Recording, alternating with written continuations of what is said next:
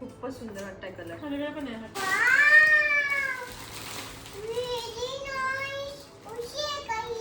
Guess कर. 1 2 3. Hey all very good morning to all of you. तुम्हा सर्वांचे एका नवीन व्लॉगमध्ये खूप खूप स्वागत करते. आणि आज आहे सॅटर्डे मॉर्निंग. आपली युजल जशी मॉर्निंग सुरू होते तशी झाली आहे. चहा पाणी सगळं झालं आणि घर मी आवरलं. अनाया झोपली होती तेवढ्या वेळात, कारण तिच्या अशा म्हणजे ती लिटरली इतक्या फालतू गोष्टी बाहेर काढते खेळायला. मोस्ट ऑफ द टाईम माझ्या ट्रॉलीमधल्या प्लेट्स सगळ्या बाहेर असतात. म्हणजे काही खायचं असेल ना तर तिथनं घ्यावे लागते सोप्यावरनं आणि ती धुवून मग आम्हाला ती प्लेट यूज करावी लागते.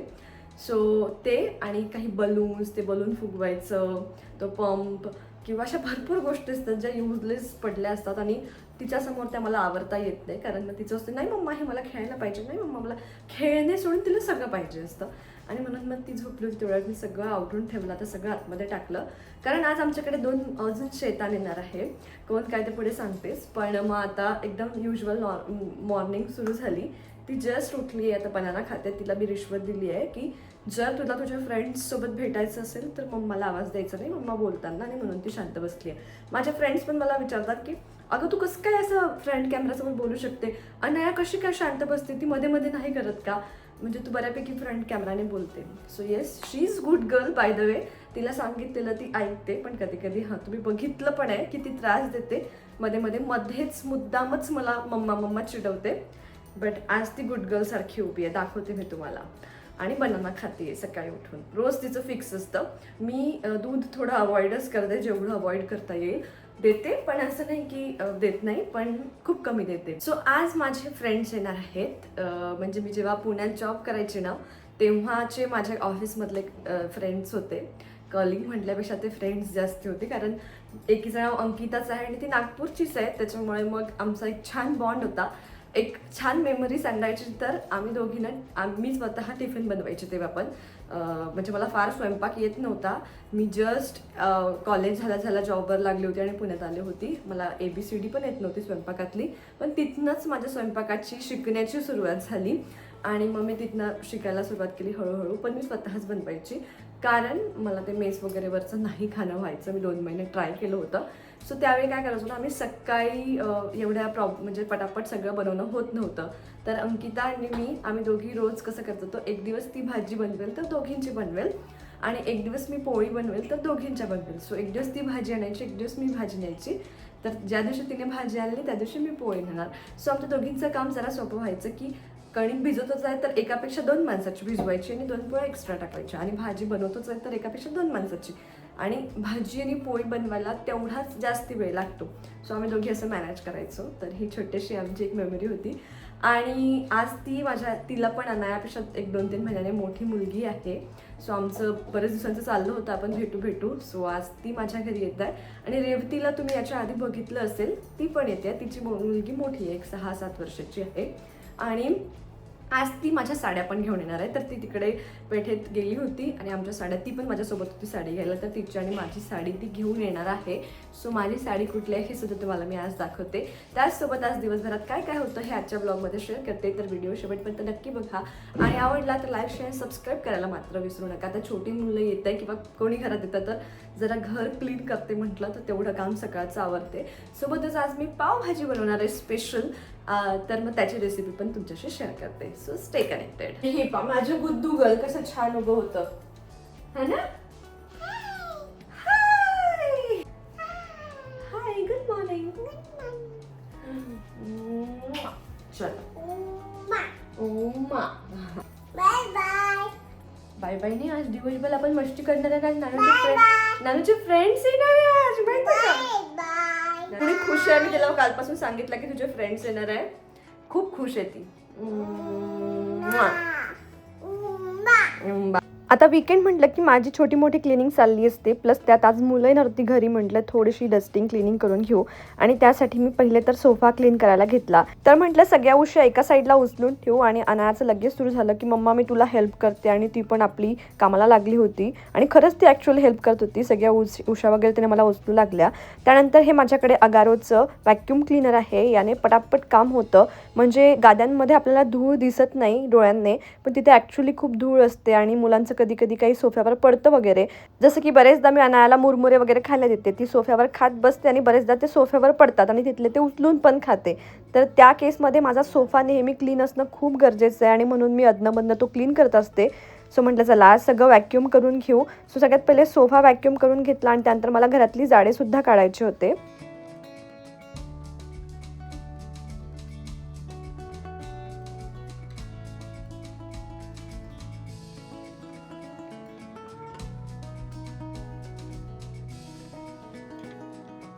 आणि मग मला जाळे काढून घ्यायचे होते. त्यासाठी मी वेगळा ब्रश यूज केला. याने एकदम सोपं होतं कारण याला मोठा हँडल दिलेला आहे. सो म्हटलं आज फक्त आपण हॉलची क्लिनिंग करू कारण मला वेळही होत होता. बेडरूमची क्लिनिंग म्हटलं परत कधीतरी करू. सो वीकेंडला एक एक करून असं मी काढत असते काम. आणि आज माझं हे हॉलचं तरी क्लिनिंग एवढं झालं होतं. आणि आता ऑलरेडी 9:30 पावणे 10 होत होते. मला पटापट रेडी होऊन ना 11च्या आत पावभाजी रेडी करायची होती कारण 11:30पर्यंत माझी फ्रेंड येणार होती. पण ते होणं काही शक्य नाही असं मला ऑलरेडी दिसायला लागलं होतं कारण खूप वेळ झाला होता. सो हे काम आवरून पहिले मी फ्रेश झाली, आंघोळ वगैरे करून आणि त्यानंतर लगेच पावभाजी बनवायला घेतली. सो भाज्या कट करून घेतल्या आणि एका कुकरमध्ये इथे थोडंसं तेल टाकलेलं आहे. मी पूर्ण पावभाजीमध्ये बटर टाकायची विसरली होती, पण तुम्ही बटर नक्की यूज करा. सो मी इथे पहिले तेल घेतलं, त्यामध्ये पावभाजी मसाला, तेल गरम झाल्यावर थोडीशी हळद आणि तिखट टाकलं आणि त्यामध्ये ह्या सगळ्या भाज्या ज्या मी कापून घेतल्या होत्या त्या टाकल्या. त्या भाज्यांमध्ये आहे बीटरूट, पोटॅटो, फुलकोबी, गाजर, वटाणे हे सगळं घेतलं आहे. आणि त्यानंतर त्याच्यामध्ये सफिशियंट पाणी टाकायचं आहे, भरपूर म्हणजे पूर्ण भाज्या बुडतील एवढं पाणी आपल्याला त्याच्यामध्ये टाकायचं आहे. आणि त्यानंतर कुकरला मीडियम फ्लेमवर मी 3 शिट्ट्या येऊ दिल्या. तोपर्यंत मी बाकीच्या गोष्टी चॉपिंग वगैरे करून रेडी केल्या. हो, तू खाऊन बघशील आज मम्मा पावभाजी बनवत आहे. सो आता वाजलेच नानू, 1 मिनिट थांब. तुला खेळायचं आहे तिथे सोबत, शांत बस.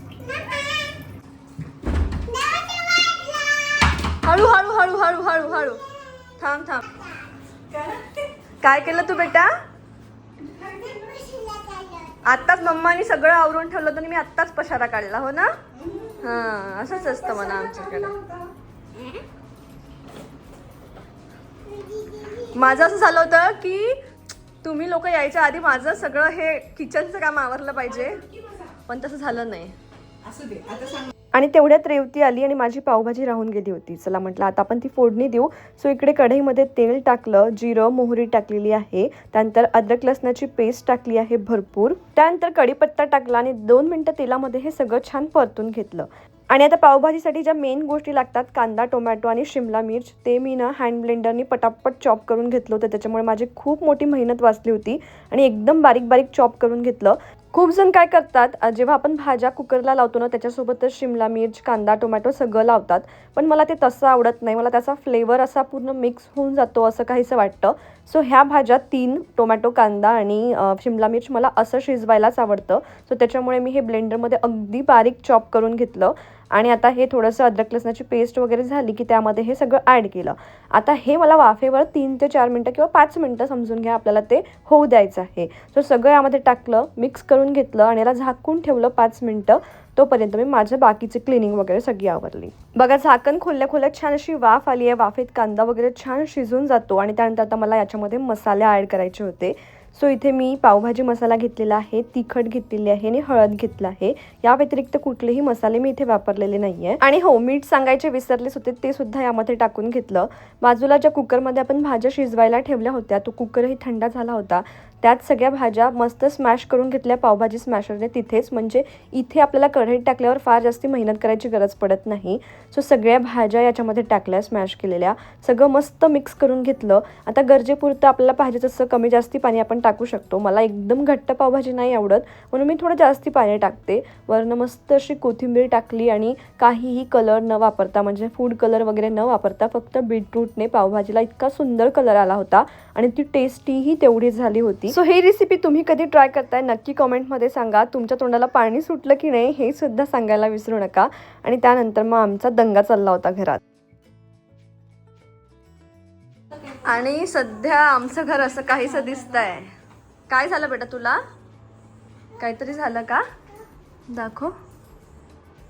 रेड रेड झालं का नानू? बरं बघते मी थांब. आणि आमचं घर सध्या असं काहीसं दिसतंय. 2 मुलींनी असं केलंय, तिसरी मुलगी यायची अजून. आणि बेडरूम मधले पण जे होते नव्हते सगळे टॉईज ते आमच्या हॉलमध्ये आले आहे. सोफ्यावर त्यांनाच जागा आहे, आम्हाला नाही आहे.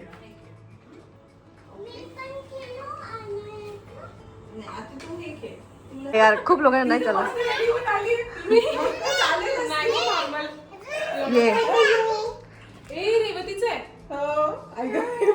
सुंदर आहे ना पण तुला बसायला जागा भेटली तर बघ. दोघींना सांभाळून आम्ही थकलो आतापर्यंत. तू का भीती आहे बेटा? ये फ्रेंड्स आहे ना तुझे? ओके चलो ठीक आहे. आणि त्यानंतर थोड्याच वेळात माझी दुसरी मैत्रीणही आली. मग आम्ही मस्त पाव गरम केले आणि सगळ्यांसाठी पावभाजी मी सर्व केली आणि मस्त मनसोक्त पावभाजी खाल्ली. कारण रोशनला काही पावभाजी आवडत नाही म्हणजे मैद्यासाठी तो पाव खात नाही. त्याच्यामुळे एकटीसाठी करायला मला कंटाळा वाटतो. पण आज सगळे होते म्हणून क्वांटिटी पण खूप केली होती. मैत्रिणींना डब्यातही भरून दिली, एवढी जास्त ती क्वांटिटी झाली होती. पण खूप एन्जॉय केला आम्ही. एवढा व्यवस्थितपणे नाही. मी तुम्हाला सांगितलं होतं की रेवती आमच्या साड्या घेऊन येणार आहेत, तर म्हटलं चला आता निवांत बसून त्या बघूया जरा. सो इकडे साड्या बघितल्या. ही आहे माझी साडी जी मी घेतली होती. खूप जणांना कन्फ्युजन होतं तू ब्लू घेतली की पीच घेतली की पिंक घेतली, तर ॲक्च्युली ती अबोली कलरची आहे आणि थोडेसे ऑरेंजमध्ये त्याचे काठा आहे. तर दोघांचं कॉम्बिनेशन खूप भारी दिसतं. आणि त्यानंतर ही होती रेवतीची साडी. रेड तर आहेच आपल्याकडे खूप. एक तर असं वाटतं का ते आवडतं तर ते असलंच पाहिजे नाही का ते. अरे नाही, लग्नानंतर पहिल्या 1 वर्षात कोणी आपण घालतोय रेडच आणि कोणी देतं तर रेडच. खूपच सुंदर वाटतंय कलर. माझ्याकडे पण आहे हा कलर. माझ्याकडे पण सेम साडी आहे. म्हणजे माझं हे काठा तसे आहे आपले ते पैठणीवाले. हा आणि असा कलर आहे. माझ्याकडे सेम आहे. काठ ही कोणाची आहे? ही कोणाची आहे? ही माझी आहे. माझ्या पण भावाचं लग्न आहे आता जुलैमध्ये. तुझा भाऊ सख्खा भाऊ? हो माझ्या सख्या भावाचा. तो तिकडे होता ना US ला? हा नाही तो डब्लिनला आहे, आयर्लंड. चांगली वाटते का अंकिता? आणि बाहेर असा छान मस्त धोधो पाऊस पडला तर म्हटलं चला आता चहा पण होऊन गेला पाहिजे. पण त्यानंतर मी काही फार शूट केलं नाही कारण आता घरात कोणीतरी आला एवढ्या दिवसानंतर. सो आम्ही बऱ्यापैकी एन्जॉय केलं. हार्डली मी थोड्या गोष्टी शूट केल्यात. आणि त्यानंतर ऑलमोस्ट 7-7:30 नंतर माझ्या मैत्रिणी गेल्या. तुला गिफ्ट देऊ काय माहिती आहे का? गेस कर. नानूचं गिफ्ट.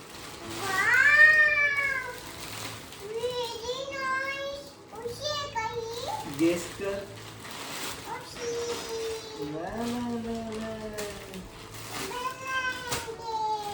करेक्ट. नानूने ओळखलं का ग?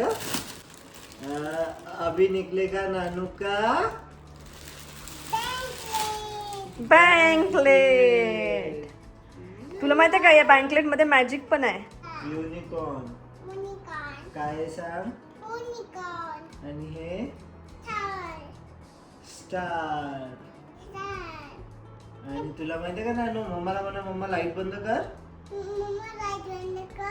मॅजिक आहे मॅजिक. मला लाईट. आणण्यासाठी छान ते ब्लँकेट मागवलं होतं. ते ओपन करून बघितलं ते रिसीव्ह झालं होतं तर. आणि ते लाईट बंद केल्यावर ना मस्त त्याच्यामध्ये लाईट लागल्यासारखं दिसतं. आणि हा व्हिडिओ ॲक्च्युली आदल्या दिवशीचा आहे पण मी तेव्हा व्लॉग शूट करत नव्हते. पण मी स्विमिंगचा हा तिचं घेऊन ठेवलं होतं म्हणून म्हटलं या व्लॉगमध्येच आपण ते शेअर करूया. तर संध्याकाळच्या वेळी आदल्या दिवशी रोशन तिला स्विमिंगला घेऊन गेला होता. आणि तिथे गेल्यावर तिची अशी काहीशी जिद्द असते की मलाच सगळं घालायचं आहे बाबा, मीच टोपी घालणार, मलाच ड्रेस घालायचा आहे, मीच ट्यूब घालणार. पण कसं तरी तिला जमत नाही. सो मग थोड्या वेळात ऐकून घेते. आणि मस्त त्यांनी स्विमिंग वगैरे केली. 1,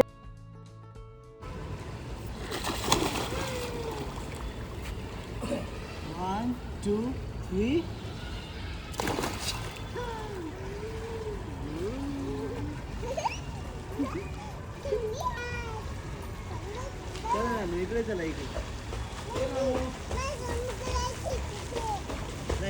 पुढे जंप नसते. चल पहिले राऊंड मारून येऊ.